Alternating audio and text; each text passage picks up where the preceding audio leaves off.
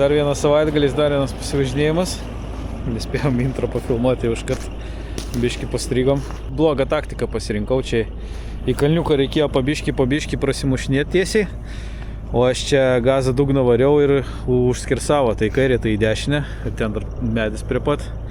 Ir ta Toyota Active Track sistema labai trukdo važiuoti. Kaladėlės užkaitusios. Vieną kartą buvo čia porą sekundžių atsijungus, tada pradėjau judėti. Tai reikia bandyti gal kokį saugiklį išimt, nes čia mygtuko jokių nėra. Dar žiemos niuansai, kad gerviau šąla.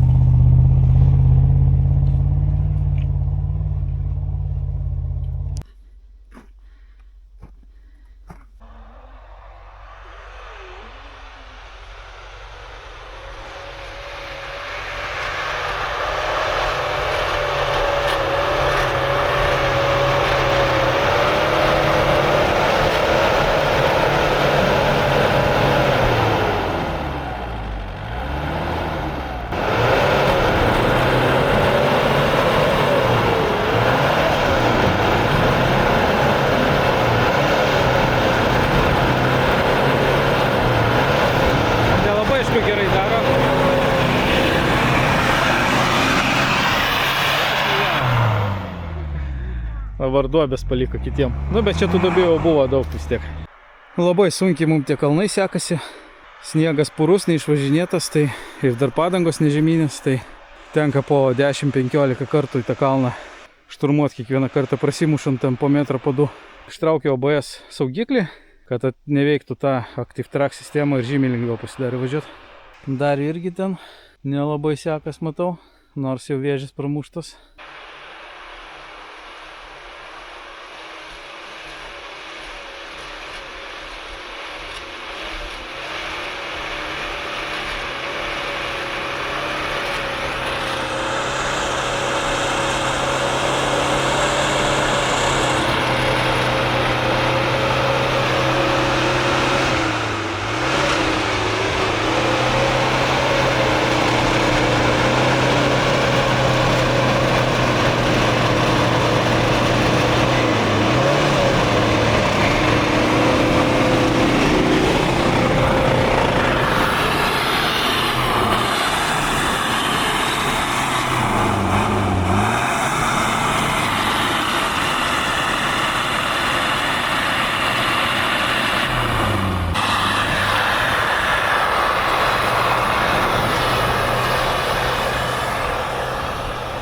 O čia jau negerai. Užkaito turbūt. Oi, kaip negerai.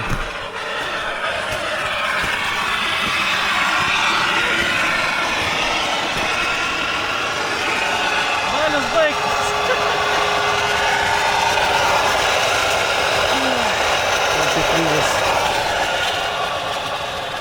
Neilgai truko pasivažinėjimas. Na, čia viskas. Kepa pakapot. Ko čia diržas persisukis? Tai jeigu persisuko gal. Kur čia nutruko ta žarna, ar kas čia? Va, pas tą turbiną aušinam, ar ne? Nes grinai čia iš šono kažkur. Viena iš užkaitimo priežasčių, vat kas matosi.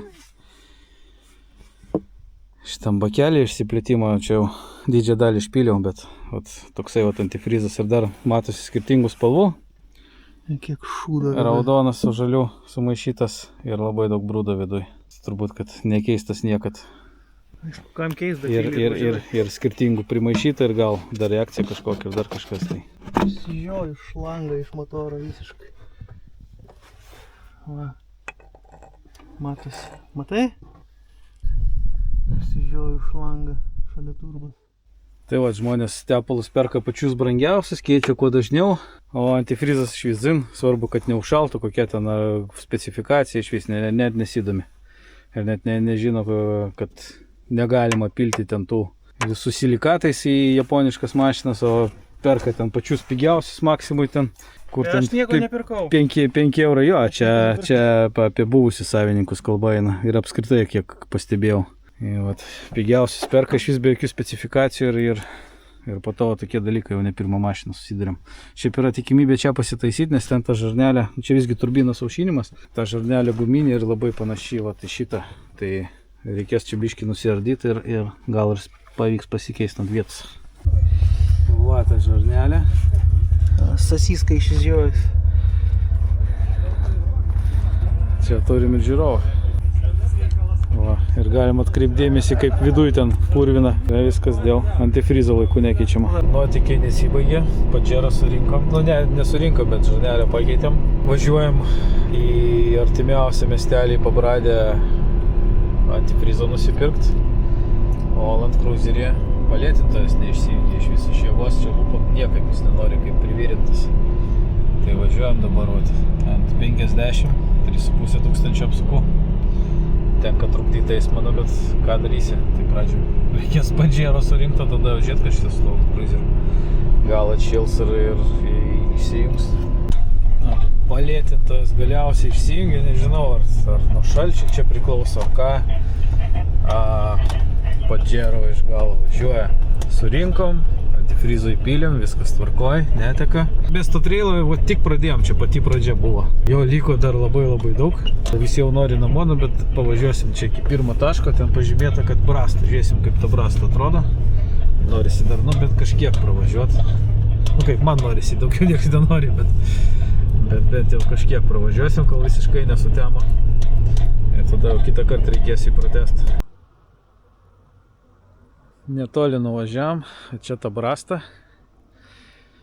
Jeigu net keturačiai pilnai ekipiruoti pabijojo čia važiuoti, matosi pagal vėžės biškį važiavo ir toliau nevažiavo, tai mums čia nėra ko lyst. Vasarą, aišku, per tą vandenį būtų smagu pravažiuoti, arba jeigu būtų visiškai užšalę, tai tiesiog per viršų per ledą. O dabar tai gan pavojinga, nes, ne pavojinga, o tiesiog labai kvaila būtų čia lyst, nes ledas įlūžtų ir tiesiog liktum kabėt ratai ore, pilus ant ledo ir viskas, ir čia išsilupt, išsilaužytum visus bumperius ir taip toliau, ledo gabalai viską ten sulankstytų, sulaužytų, tai čia tiesiog bereikalingas mašinos laužimas būtų.